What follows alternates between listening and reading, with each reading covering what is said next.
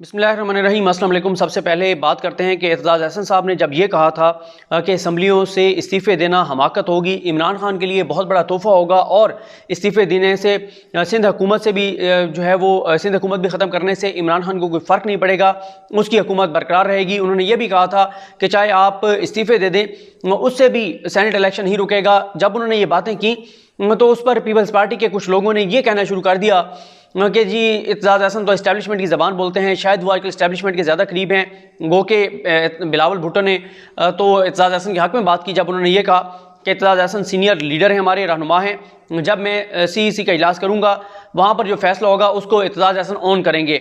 लेकिन साथ ही आपको मैं बता चुका हूँ कि नून लीग की जानिब से भी इल्ज़ामात की भरमार शुरू हो गई कि उन्होंने तो ये कहा कि एतजाज़ अहसन से बिलावल भुट्टो ही ये बातें करवा रहे हैं।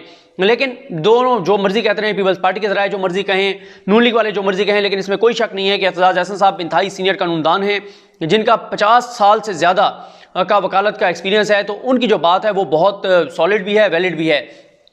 और एतजाज़ अहसन साहब ने जो बात की, पहले तो एतजाज़ अहसन साहब पर इल्ज़ामात लग रहे थे, लेकिन अब बाकी भी वही बातें करने लग गए हैं। मसलन आप देखें कि इमरान खान साहब ने बताया कि अशतर औसाफ साहब जो कि अटॉर्नी जनरल पाकिस्तान थे नून लीग के नवाज शरीफ के दौर में, उनका भी यही मौक़िफ़ है कि इससे सेनेट इलेक्शन नहीं रुकेंगे। फिर आप आ जाएँ नैयर बुखारी साहब जो कि पीपल्स पार्टी के आम रहनुमा हैं, इस वक्त बहुत एक्टिव हैं। उन्होंने भी आरफा नूर साहिबा के प्रोग्राम में डान न्यूज़ पर यही कहा कि इससे कोई फ़ायदा नहीं होगा, यानी अगर आप चाहते हैं कि सेनेट इलेक्शन रुक जाए तो इससे सेनेट इलेक्शन जो है वो नहीं रुकेंगे।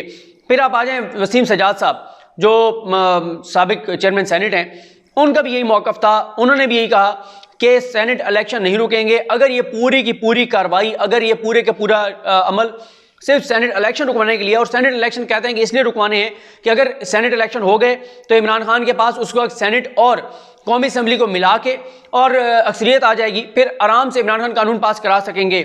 लेकिन वहीं पर अपोजिशन के कुछ लोगों का बड़ा ज़मीनी हक़ाइक़ के मुताबिक मौक़िफ़ है। वो ये कहते हैं कि इमरान खान के पास अभी दोनों सेशंस को मिला के, यानी जॉइंट सिटिंग अगर हो, मुश्तरका अगर इजलास हो तो सेशन हो, जॉइंट सेशन हो, तो भी इमरान खान के पास अक्सरियत नहीं है। लेकिन FATF की कानून साजी पर जिस तरह से अपोजिशन के लोग गायब हो गए और हुकूमत ने आराम से जो है वो पास करवा लिया था कानून, तो वो कहते हैं कि कराना चाहें तो वो अब भी करा सकते हैं अक्सरियत के साथ। तो कौन सा ये है कि फिर पहले वो नहीं करा पा रहे तो आइंदा वो करवा लेंगे, तो वो भी ये समझते हैं कि इसका कोई फ़ायदा नहीं है। फिर अहमद बिलाल महबूब साहब पिलडैट के जो है, उन्होंने भी यही कहा है कि इससे कोई फ़ायदा नहीं होगा। ये तो बात हो गई, इस बात पे मज़ीद गवाहियाँ आ गई हैं कि जी कोई फ़ायदा नहीं है इलेक्शन ये इस्तीफ़े देने का, अगर इस नीयत से दिए जा रहे हैं कि सेनेट इलेक्शन नहीं होगा। दूसरा जो मामला है वो ये है कि अपोजिशन ने लॉन्ग मार्च का ऐलान किया और कहा कि जी हम जो जनवरी के आखिरी हफ्ते में लॉन्ग मार्च करेंगे। अगले दिन के आप अखबारात उठाकर देखें, तमाम अखबारात ने 3 कॉलम खबर लगाई है। किसी अखबार में हेडलाइन नहीं है, किसी अखबार में सुपर लीड नहीं है। जो आप अखबार पढ़ते हैं ना, मीडिया के लोग तो जानते हैं हेडलाइन और सुपर लीड को। जो बड़ी खबर आप देखते हैं ना, बड़ी खबर जो अखबार के दरमियान में होती है, उसको मतलब वो हम कहते हैं हेडलाइन है। और जो ऊपर लगी हुई होती है, जो कोने में बिल्कुल ऊपर लेफ्ट साइड पे ऊपर आप देखते हैं, तो अखबार की पेशानी के साथ वो सुपर लीड होती है। किसी भी अखबार की ना तो वो ऐलान सुपर लीड थी, ना ही वो हेडलाइन थी। इसकी वजह क्या है? इसकी वजह ये है, ये तो अब हुकूमत ने नहीं कहा था ना कि आप इनको सुपर लीड ना लगाएं, इनको हेडलाइन ना लगाएं। मसला ये है, उनको भी पता है, अखबारात को भी, कि अभी ये डेट फाइनल नहीं है, इनके खिलाफात हैं, वो सीरियस नहीं ले रहे। ये सियासी एक आप देखें कि कितना एक मतलब इनके लिए एक सुबकी है अपोजिशन के लिए कि ये जो ऐलानात कर रहे हैं, उन ऐलानात को अखबारात, यहाँ तक इनके अपने हामी अखबारात, मुश्किल रहमान का अखबार भी सीरियस नहीं ले रहा। उन्होंने भी उसको हेडलाइन या सुपर लीड नहीं लगाया। तो इससे ये अंदाज़ा होता है कि इस चीज़ को कोई भी सीरियस नहीं ले रहा, और पाकिस्तानी तो बिल्कुल भी इसको जो है वो सीरियस नहीं ले रहे। उसके बाद एक और मामला है, कल आपने देखा बिलावल साहब ने और मरीम साहब ने यह कहा कि अब इस्टेब्लिशमेंट से भी बात नहीं होगी। पहले आप देख रहे थे कि मुसलसल ये सारे ये कह रहे थे कि जी इस्टेब्लिशमेंट से बात होगी, उन्हीं से बात होगी, फिर दरमियान में कहते थे पार्लियामेंट से बात होगी। दोनों तरह के मौक़िफ़ थे। अब कहते हैं ना हुकूमत से बात होगी ना इस्टेब्लिशमेंट से बात होगी। ये बयानिया क्यों अपनाया जा रहा है? उसकी वजह यह है कि अब ये फ्रस्ट्रेशन में ये बात की जा रही है, गुस्से में ये बात की जा रही है। वजह यह है, इन्होंने पूरी कोशिश की, धमकियाँ लगाई, दबाव बढ़ाया, हम इस्तीफ़े दे देंगे, हम उसके बाद ज़िमनी इलेक्शन नहीं होने देंगे, हम जो है फिर वो शाहिद खान अब्बासी साहब का वो बयान कि जब आवाम सड़कों पर निकलेंगे तो ये नहीं देखेंगे किसने वर्दी पहनी हुई, किसने वर्दी नहीं पहनी हुई। यानी वो इशारा ये दे रहे थे कि फ़ौज के भी जो अगर फ़ौजी भी सामने आएंगे तो लोग उनके साथ भी बुरे तरीके से पेश आएंगे। ये सारी बातें करने के बावजूद जब वहाँ से जवाब नहीं आया और सिर्फ ये वहाँ से रिस्पॉन्स आया कि हम आपसे ना मुलाकात करेंगे ना हम आपसे बात करेंगे, बल्कि जो भी बात होगी वो हुकूमत के साथ होगी, वो पार्लियामेंट में होगी, वो सियासी तौर पर हल होगी।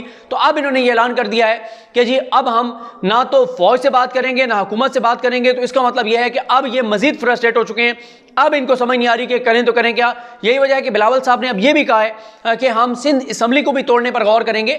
तो अगर वो सिंध असम्बली को तोड़ने पर गौर करेंगे तो इसका मतलब है कि वो भी अब जरा मजीद इस्टेब्लिशमेंट पर दबाव बढ़ाना चाह रहे हैं या थोड़ा सा नून लीग को ये बताना चाह रहे हैं कि नहीं हम आपके साथ हैं, लेकिन पीपल्स पार्टी सिंध हुकूमत ख़त्म नहीं करेगी।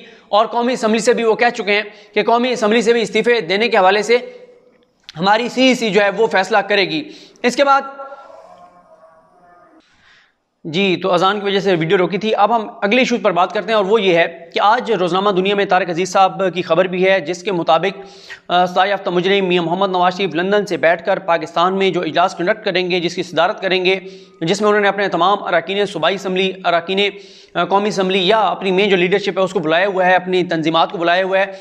तो मियां मोहम्मद नवाज शरीफ तमाम लोगों से इस बात का हलफ लेंगे कि वो नवाज शरीफ के साथ रहेंगे, नवाज शरीफ को छोड़कर नहीं जाएंगे। और अगर नवाज शरीफ कहेंगे कि इस्तीफे दे दो तो इस्तीफे दे देंगे, नवाज शरीफ कहेंगे लॉन्ग मार्च करो तो लॉन्ग मार्च करेंगे और इस मामले से पीछे नहीं हटेंगे।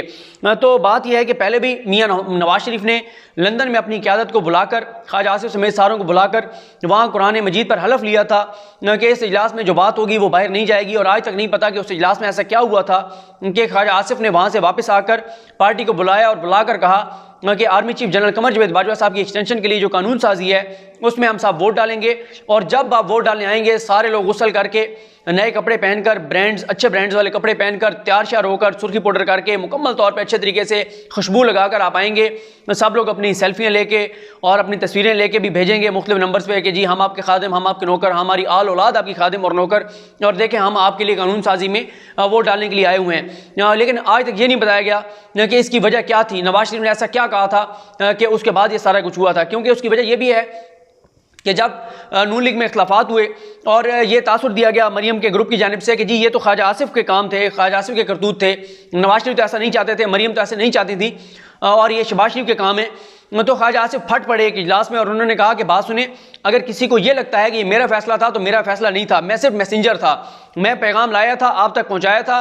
और अगर आप में से किसी को शक है तो वो नवाज शरीफ को फ़ोन करके पूछ ले, वो शहबाज शरीफ को फ़ोन करके पूछ ले, और अगर किसी के पास नवाज शरीफ का नंबर नहीं है तो वो मुझसे ले ले, मैं देने को तैयार हूँ। लेकिन ये फैसला नवाज शरीफ का था, ये फैसला मेरा नहीं था, ना ये फैसला शहबाज शरीफ का था, ये फैसला नवाज शरीफ का था। जिसको तकलीफ है, जिसको दर्द है, जिसके पेट में मरोड़ है, वो नवाज शरीफ से पूछ ले। नवाज शरीफ ने कहा था कि army chief general Qamar Javed Bajwa के हक में वोट डालना है।